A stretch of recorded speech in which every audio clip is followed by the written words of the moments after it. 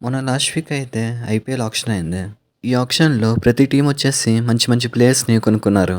అయితే మనకు ఐపీఎల్ అనగానే 4 టీమ్‌లు గుర్తొస్తాయి. ఫస్ట్ టీమ్ వచ్చేసి ముంబై ఇండియన్స్, సెకండ్ టీమ్ వచ్చేసి Chennai super Kings, third team వచ్చేసి సన్‌రైజర్స్ హైదరాబాద్, లాస్ట్ వచ్చేసి రాయల్ ఛాలెంజర్స్ బెంగుళూరు. అంటే ఐపీఎల్‌లో 10 టీమ్స్ ఉన్నాయి. ఆ 10 టీమ్స్‌లో ఈ 4 టీమ్‌లు వచ్చేసి పాపులర్ అన్నమాట. చెప్పాలంటే ప్రతిసారి ఈ 4 టీమ్‌లే ఐపీఎల్‌ని రూల్ చేస్తాయి. ఈ 4 టీమ్స్‌లో ఒక టీమ్ లేకపోయినా కూడా ఐపీఎల్ లేదని చెప్పాలి. ఒక్క టీమ్ లేకపోయినా కూడా ఐపీఎల్‌కు ఎంటర్‌టైన్‌మెంట్ ఉండదని చెప్పాలి. అయితే ఈరోజు ఈ వీడియోలో ఈ 4 టీమ్స్ వచ్చేసి ఎలాంటి బ్యాట్స్‌మెన్‌ని, ఎలాంటి బౌలర్‌ని, ఎలాంటి ఆల్‌రౌండర్‌ని తీసుకున్నారో తెలుసుకుందాం. ఈ 4 టీమ్స్‌లో ఏ టీమ్‌లో మంచి బ్యాట్స్‌మెన్ ఉన్నారు, ఏ టీమ్‌లో మంచి బౌలర్స్ ఉన్నారు, అలాగే ఏ టీమ్‌కైతే విన్నింగ్ ఛాన్సెస్ ఎక్కువ ఉన్నాయో తెలుసుకుందాం. సో మీరు గనక ఇప్పుడే వీడియో చూసినట్టయితే మాత్రం సబ్స్క్రైబ్ చేయండి. సో వీడియోలోకొచ్చేస్తే ఫస్ట్ వచ్చేసి మన సన్‌రైజర్స్ హైదరాబాద్ గురించి మాట్లాడుకుందాం. ఈసారి ఐపీఎల్ ఆక్షన్‌లో సన్‌రైజర్స్ హైదరాబాద్ మంచి ప్లేయర్స్‌ని కొనలేకపోయిందని చెప్పాలి.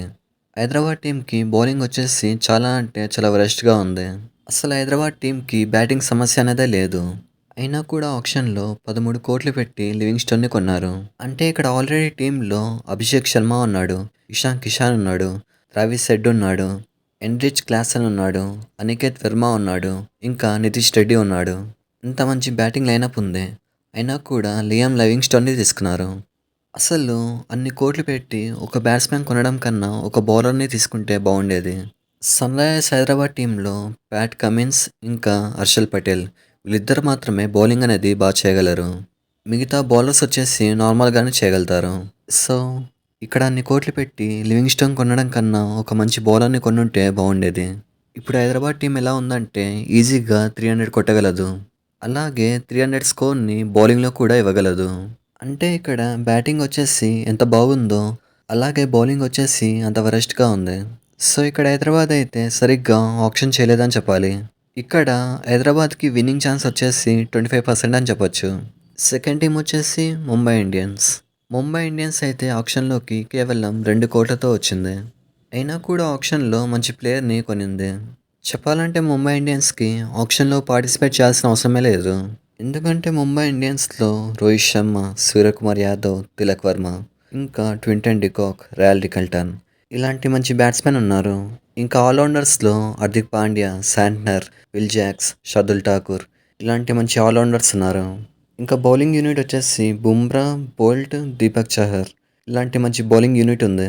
ఇలాంటి మంచి టీం ఉన్నా కూడా ₹1,00,00,000తో డికాక్‌ని కొన్నారు. సో ఇక్కడ ముంబై ఇండియన్స్ టీం వచ్చేసి ఆక్షన్ చాలా బాగా చేసింది. సో ముంబై ఇండియన్స్‌కి అయితే ట్రోఫీ గెలిచే ఛాన్స్ వచ్చేసి చాలా అంటే చాలా ఉంది.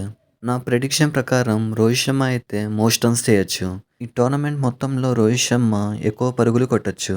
సో ముంబై ఇండియన్స్ టీం వచ్చేసి చాలా అంటే చాలా బాగుందని చెప్పొచ్చు. నెక్స్ట్ టీమ్ వచ్చేసి Chennai super Kings. Chennai super Kings వచ్చేసి ఈ ఆక్షన్‌లో 14,00,00,000 పెట్టి 2 ప్లేయర్స్‌ని కొన్నారు. ఆ ఇద్దరు ప్లేయర్లు వచ్చేసి ప్రశాంత్ వీర్ ఇంకా కార్తిక్ శర్మ. ప్రెజెంట్ వచ్చేసి ఈ ఇద్దరు ప్లేయర్లు ఐపీఎల్‌లో ఎలా ఆడతారనేది సస్పెన్స్‌గా ఉంది. అయితే ఇక్కడ చెన్నై టీం వచ్చేసి బౌలింగ్ కంటే బ్యాటింగ్ చాలా బాగుందని చెప్పాలి. ఎందుకంటే బౌలింగ్‌లో నాథన్ ఎల్లిస్ ఇంకా నూర్ అహ్మద్ వీళ్ళిద్దరు మాత్రమే బౌలింగ్ అనేది చాలా బాగా చేయగలుగుతారు. మిగతా బౌలర్స్ వచ్చేసి నార్మల్‌గానే చేయగలుగుతారు. సో ఇక్కడ చెన్నై సూపర్ కింగ్స్‌కి బౌలింగ్ అనేది బాలేదని చెప్పాలి. అలాగే బ్యాటింగ్ విషయం వరకొచ్చేస్తే బ్యాటింగ్ అనేది స్ట్రాంగ్ అయిందని చెప్పాలి. ఎందుకంటే బ్యాటింగ్‌లో ఆయుష్ మాత్రే, రుతురాజ్ గైక్వాడ్, దివాల్ బ్రేవిస్ ఇంకా సంజు శాంసన్ ఇలాంటి ఒక మంచి టీం ఉంది.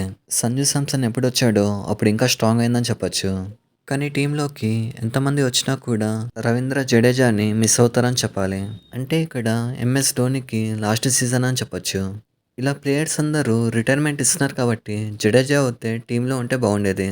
మీరు ఒకవేళ జడేజాని మిస్ అవుతే మాత్రం కామెంట్ చేయండి. ఇక్కడ సిఎస్కే టీంకి 50% ఛాన్స్ ఉందని చెప్పాలి. ట్రోఫీ గెలవడానికి 50% ఛాన్స్ ఉందని చెప్పొచ్చు. ఇంకా last but not least royal Challengers Bengaluru. Royal Challengers Bengaluru అయితే ఆక్షన్‌లో మంచి ప్లేయర్స్‌ని కొన్నారు. జాకోబ్ డఫీ ఇంకా వెంకటేష్ అయ్యర్. ఈ 2 ప్లేయర్స్‌ని చాలా అంటే చాలా ఈజీగా కొనేశారు. జాకోబ్ డఫీ వచ్చేసి 2025లో బెస్ట్ బౌలర్ అని చెప్పొచ్చు. అలాంటి ఒక ప్లేయర్‌ని చాలా అంటే చాలా ఈజీగా కొనేశారు. అయితే ఇక్కడ బెంగుళూరు టీం ఎలా ఉందంటే ముంబై ఇండియన్స్ టీం ఏ రేంజ్‌లో ఉందో అదే రేంజ్‌లో ఉంది. విరాట్ కోహ్లీ ఇంకా పిల్ సాల్ట్ ఇలాంటి మంచి బ్యాట్స్‌మెన్ ఉన్నారు. రజత్ పతిదార్ లాంటి ఒక మంచి కెప్టెన్ కూడా ఉన్నారు. టీమ్ డేవిడ్ రూపంలో ఒక మంచి హిట్టర్ ఉన్నాడు.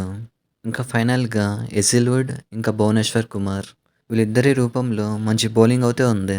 ఇలాంటి ఒక మంచి టీమప్‌తో ఆర్సీబీ టీమ్ అయితే డిఫెండింగ్ ఛాంపియన్స్‌గా అడుగు పెట్టబోతున్నారు. ఆర్సీబీ టీమ్‌కి కప్పు కొట్టే ఛాన్స్‌లు చాలా అంటే చాలా ఉన్నాయి. సో, ఇది మ్యాటర్. అన్ని టీమ్‌లు బాగున్నాయి. కాకపోతే ముంబై ఇండియన్స్ ఇంకా ఆర్సీబీ ఈ 2 టీమ్‌లొచ్చేసి ఇంకొంచెం బెటర్‌గా ఉన్నాయని చెప్పొచ్చు. సో, ఇది మ్యాటర్. వీడియోని చూసి వెళ్ళే ముందు మీకు ఇష్టమైన టీమ్‌ని కామెంట్ చేయండి. ఇలాంటి మరిన్ని వీడియోస్ కోసం లైక్ చేయండి, షేర్ చేయండి, సబ్స్క్రైబ్ చేయండి. Thank you.